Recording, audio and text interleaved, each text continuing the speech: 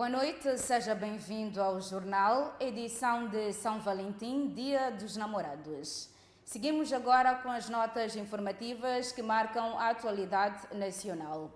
O economista Assif Osman diz que Moçambique não pode estar constantemente a perder projetos como o da Mosal, ou não fará sentido atrair investimentos estrangeiros. Osman diz que os projetos de envergadura da Mosal são importantes pelo volume de negócios que envolve e do número de pessoas que emprega. Todas as tentativas do governo de Moçambique para ultrapassar o braço de ferro relativo às tarifas de energia, a Mosal vai mesmo suspender as suas atividades em março.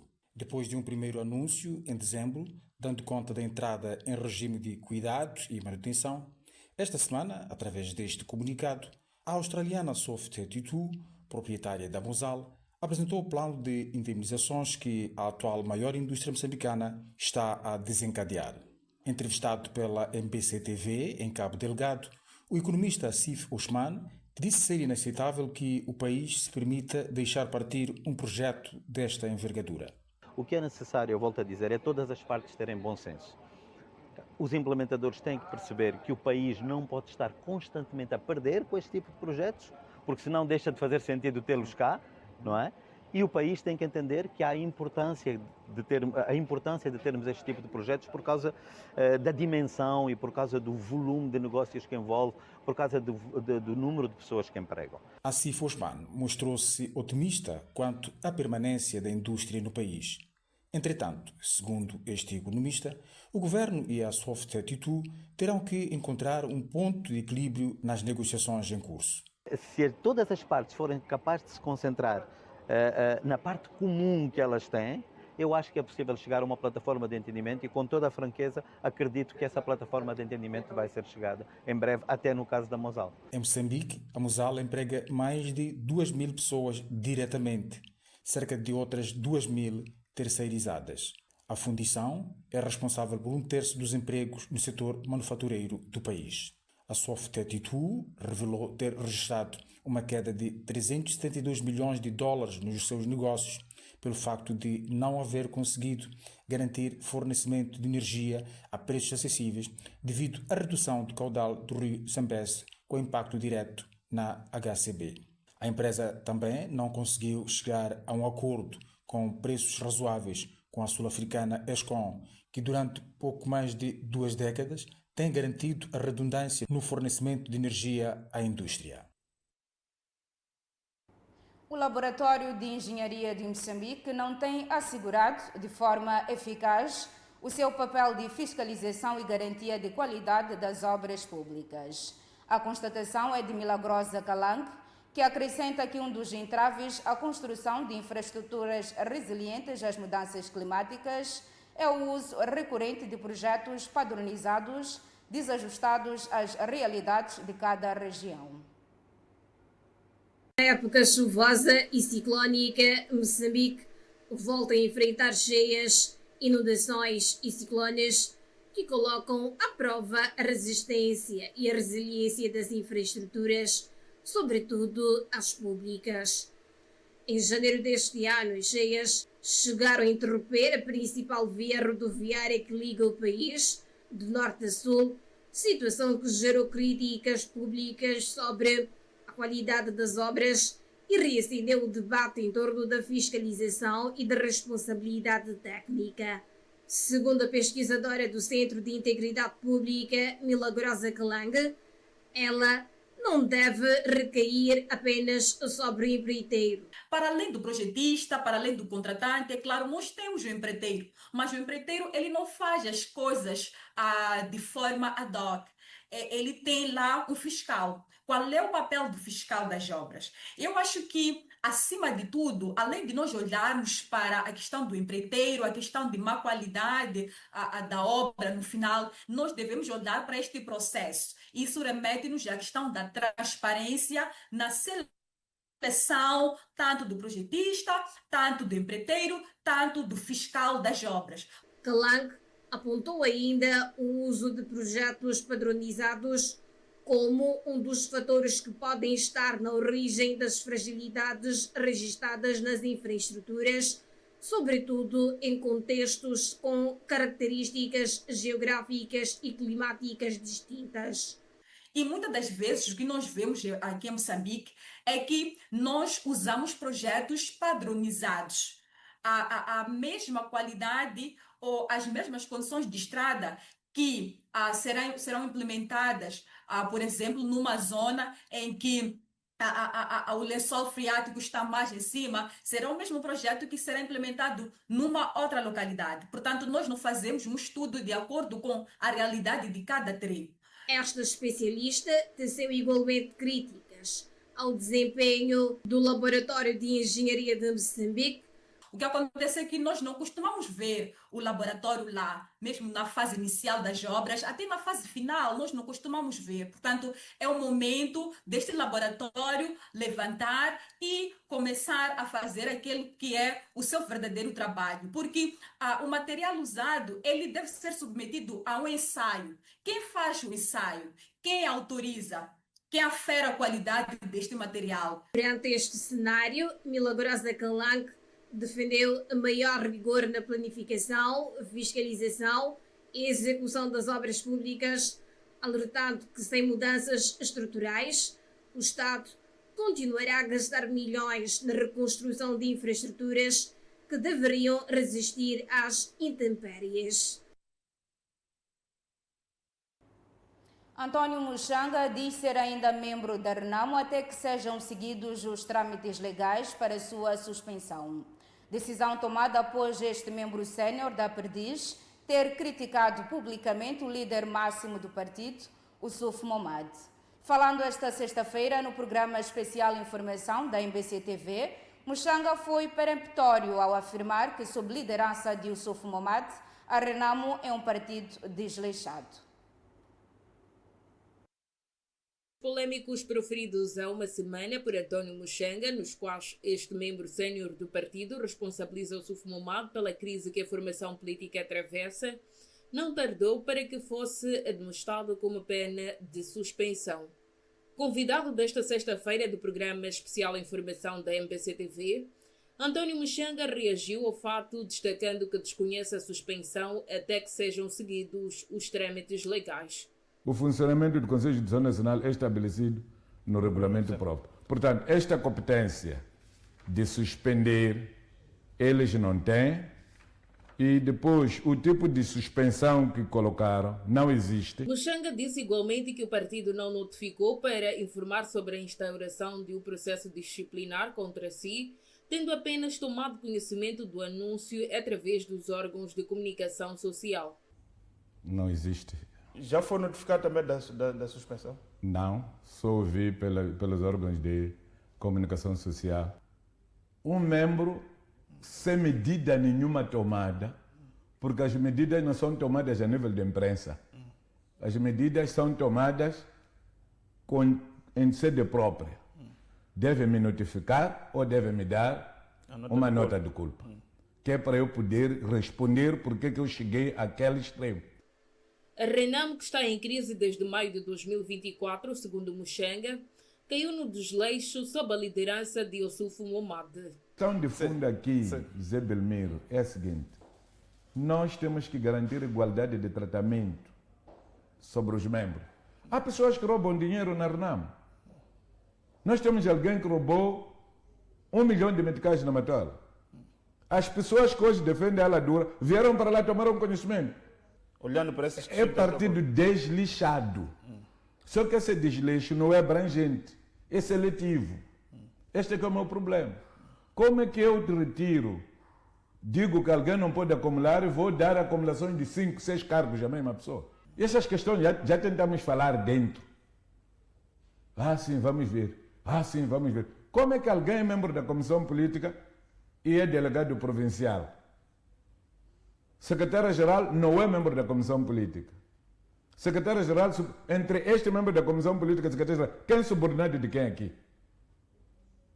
Nós estamos a brincar com coisas sérias. António Muxanga diz não estar surpreso com a atitude do partido, lamenta apenas o modus operandi e acrescenta que esperava que fosse aplicada uma medida preventiva cautelar que o proibisse de citar o nome de Suf Momad. O Instituto Nacional de Meteorologia alertou hoje que o avanço do ciclone Gesan aumenta o risco de chuvas fortes, ventos e cheias em distritos das províncias da Zambésia, Sofala, Tete e Manica. O Instituto Nacional de Meteorologia emitiu neste sábado um aviso sobre chuvas moderadas a fortes em várias regiões do país, monitorando o avanço do ciclone Gesan, que entrou no canal de Moçambique na sexta-feira. Segundo a instituição, estão sob risco vários distritos das 4 províncias do centro do país, prevendo-se precipitação entre 30 e 50 milímetros em 24 horas, com probabilidade de trovoadas e ventos fortes. A entidade meteorológica alertou igualmente para a ocorrência de aguaceiros com trovoadas na região norte e recomenda à população a adoção de medidas de precaução face a possíveis cheias e rajadas intensas. No sul, imagens da província de Inhambane mostram destruição de infraestruturas públicas e privadas causada pelo sistema climático. Em Gaza, a governadora proibiu a reabertura de lojas na cidade de Xai-Xai devido às inundações recentes. Mesmo na capital, Maputo, onde não havia previsão de chuva intensa, a tarde deste sábado registrou precipitação forte, provocando transtornos em algumas zonas urbanas. A ameaça de Gesan agrava a situação após semanas de chuvas intensas e inundações que já deixaram milhares de famílias afetadas e vastas áreas agrícolas submersas. Autoridades e organizações humanitárias alertam que mais de 1 milhão de pessoas poderão ser impactadas pela tempestade e pelas condições climáticas adversas, reforçando por isso os apelos para máxima precaução para a minimização de perdas humanas ou de bens. Seguimos agora para uma breve pausa. Voltaremos em instantes com mais notícias. Até já.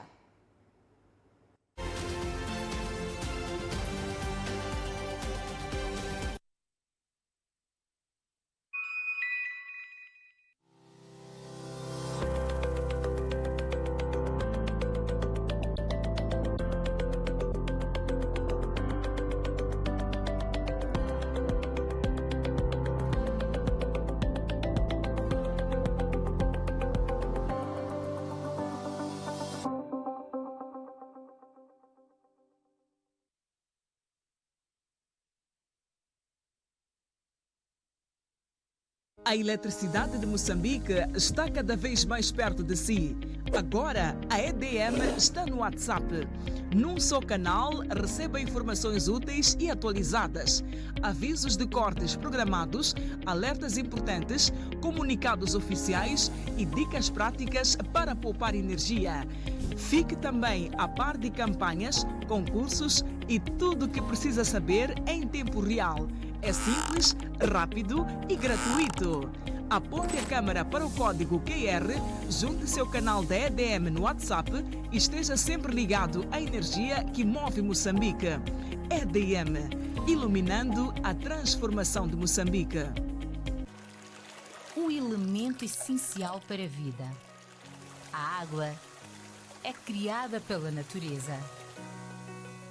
Mas nós garantimos um rigoroso processo de filtragem para mais alta qualidade para você e sua família com tecnologia de ponta. Para lhe oferecer uma experiência única de hidratação. Sinta a diferença na pureza e no sabor. Pura, leva-me contigo. Disponível nos melhores estabelecimentos comerciais. Fonte Pura.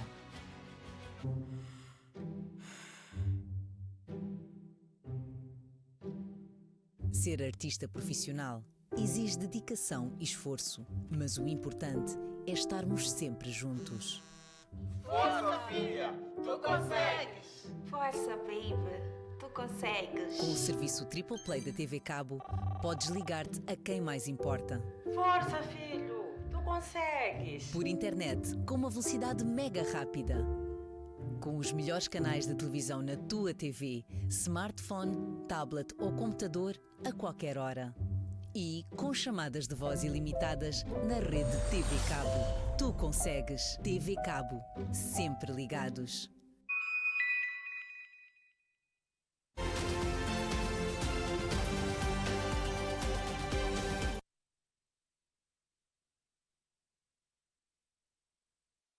Volta ao Jornal da Noite, seguimos com notícias referentes ao dia. O Dia dos Namorados foi marcado por movimento intenso nos pontos de venda de flores na cidade de Maputo. Para os floristas, a data voltou a ser sinônimo de boas vendas e de muitos sorrisos. Entre rosas e buquês, muitos procuraram um presente com um único objetivo: agradar a sua cara metade, como registrou a MBC TV neste 14 de fevereiro. Engana-se quem pensa que os gestos românticos estão fora de moda. Ao longo do dia, homens e mulheres passaram pelos pontos de venda de flores para garantir o presente ideal e transformar a data num momento especial. Uns escolheram a simplicidade de uma rosa solitária, outros apostaram em buquês mais elaborados, enquanto alguns preferiram complementar o gesto com um urso de pelúcia. Diferentes escolhas, mas todos movidos pelo mesmo sentimento: surpreender e demonstrar amor.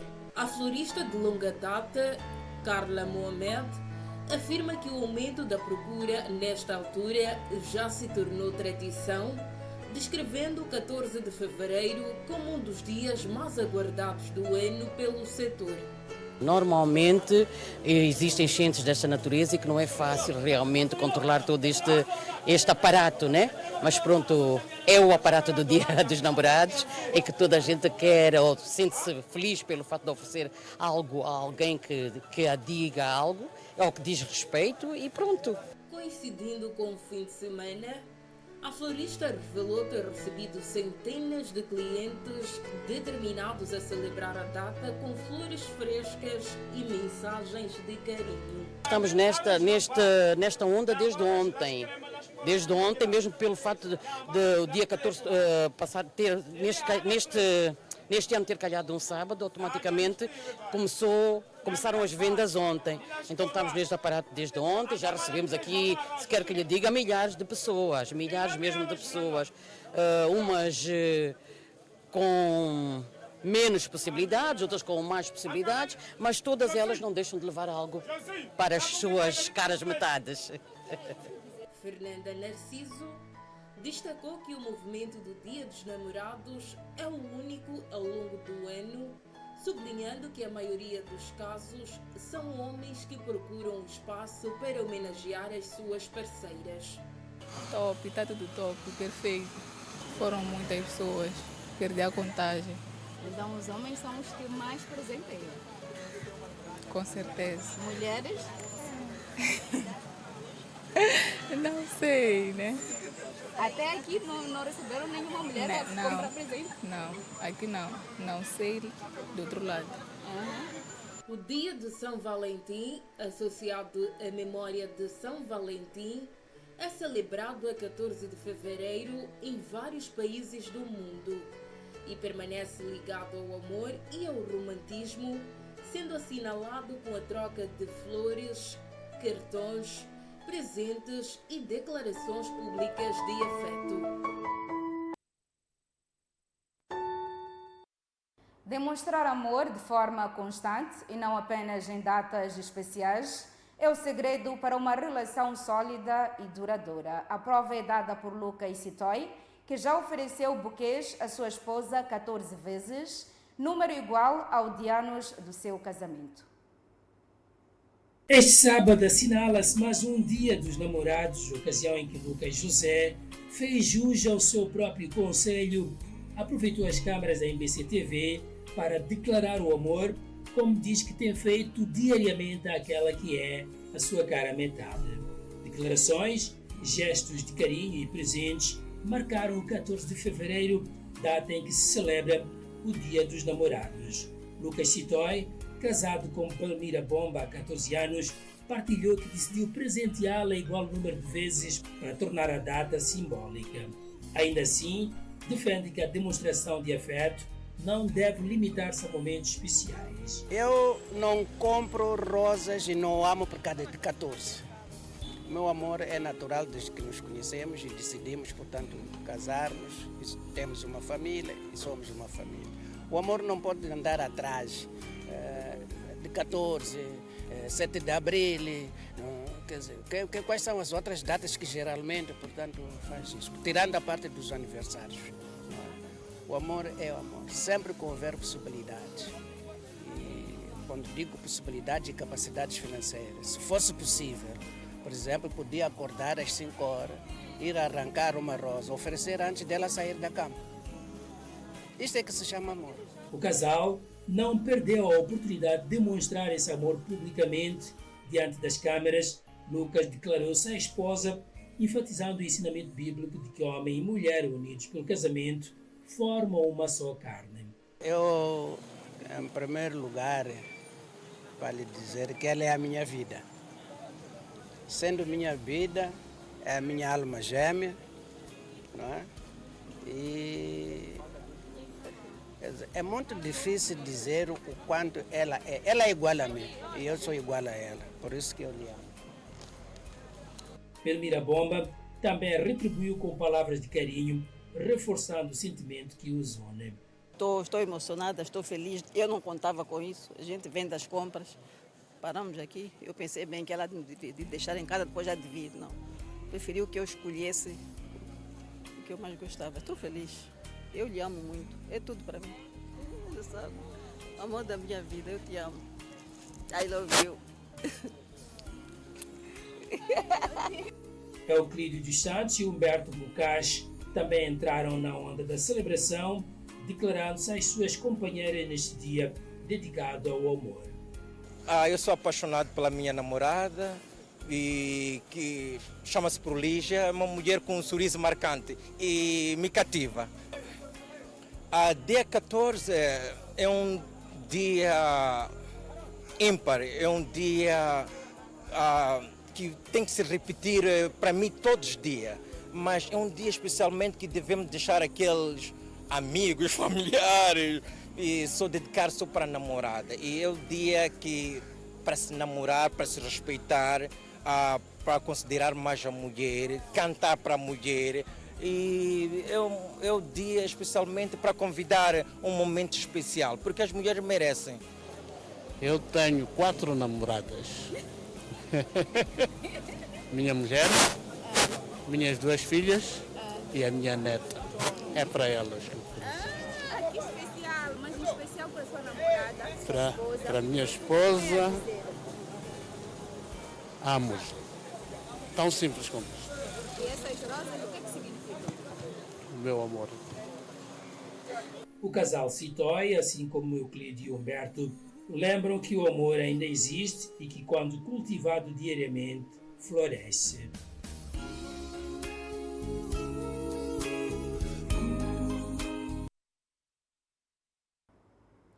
É sábado e temos opinião de Elísio Macamo. Nesta edição, o sociólogo fala dos impactos socioeconômicos e trágicos da saída da Mosal do país.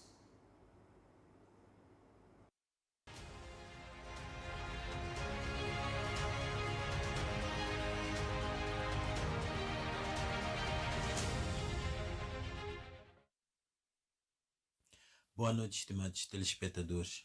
A Mosal vai fechar as portas. A empresa já informou os seus trabalhadores, cerca de 6.000, que a produção será interrompida e que serão ativados pacotes de indemnização. Independentemente das razões exatas da ruptura, que nunca foram explicadas de forma clara ao público, trata-se de um acontecimento de enorme significado econômico e social. Não estamos a falar apenas de um contrato industrial. Estamos a falar de empregos, de receitas fiscais, de cadeias de subcontratação, de pequenos vendedores informais cuja sobrevivência dependia da circulação desses salários. Nós estamos a falar de um ecossistema econômico. A política, por natureza, é trágica. Trágica não no sentido de calamidade inevitável, como cheias, mas no sentido clássico da palavra. Governar é escolher entre perdas. É decidir sabendo que qualquer opção envolve um custo. É sacrificar algo legítimo em nome de outro bem que se julga maior. Não há pureza nas decisões políticas sérias. Há ponderação entre danos. Então, se o governo concluiu que não devia rever as condições energéticas exigidas pela Mozal, se entendeu que a chamada independência econômica implicava firmeza negocial, então tomou uma decisão estratégica. E essa decisão pode ser defensável, pode até revelar coragem, mas uma decisão desta natureza exige explicação da sua dimensão trágica, porque a seriedade política mede-se pela capacidade de reconhecer publicamente aquilo que se perde. Então, um governo que assuma a dimensão trágica da sua escolha diria ao país algo como: sabemos que 6 mil empregos estão em risco, sabemos que haverá impacto fiscal, sabemos que pequenas empresas e vendedores informais vão sofrer, sabemos que famílias vão enfrentar a incerteza. No entanto, após ponderação, acreditamos que o custo de manter determinadas condições seria maior no longo prazo para o país. Então, mesmo que discordássemos, compreenderíamos a racionalidade. O que empobrece a nossa política não é necessariamente a decisão, é a ausência dessa exposição, é a recusa de mostrar a agonia do governar. Quando a política abdica da sua dimensão trágica, ela transforma-se em discurso administrativo ou em slogan. Então nós ficamos entre duas reações superficiais. Uns aplaudem a firmeza soberana, outros denunciam irresponsabilidade. Mas quase ninguém discute o conflito real entre bens legítimos. E aqui surgem várias perguntas que não são acusatórias, são estruturais. O Ministério do Trabalho vai reunir-se com os trabalhadores despedidos para discutir uma possível reconversão profissional, formação, alternativas concretas, ou limitar-se-á à gestão burocrática das indemnizações? O Ministério da Economia vai chamar as empresas que viviam da subcontratação para explorar novas cadeias de valor, ou deixará que o mercado absorva silenciosamente o choque? O Ministério da Planificação e Desenvolvimento vai integrar esta experiência como lição no desenho do projeto de independência econômica?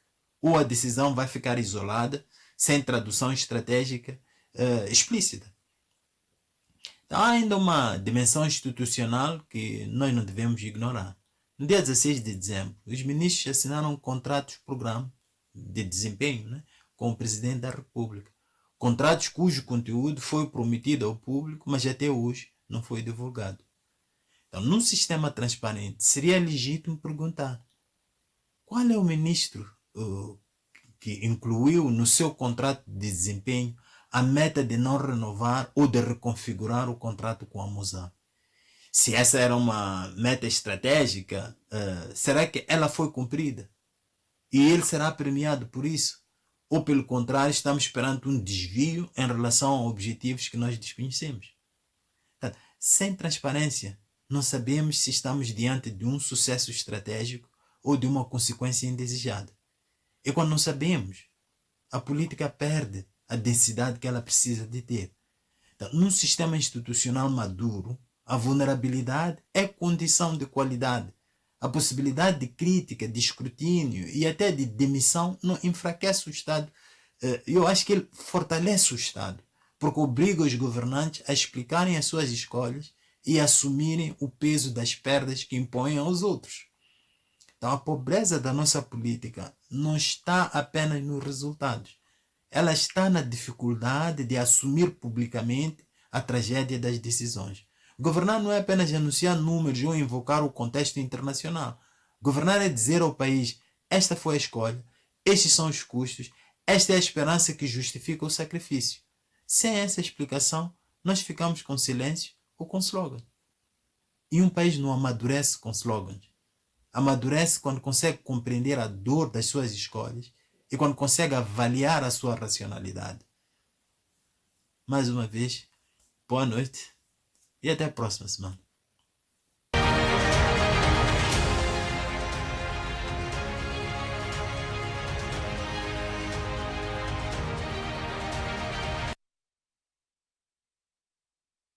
Com a opinião de Elísio Macamo, colocamos ponto final à presente edição do Jornal da Noite.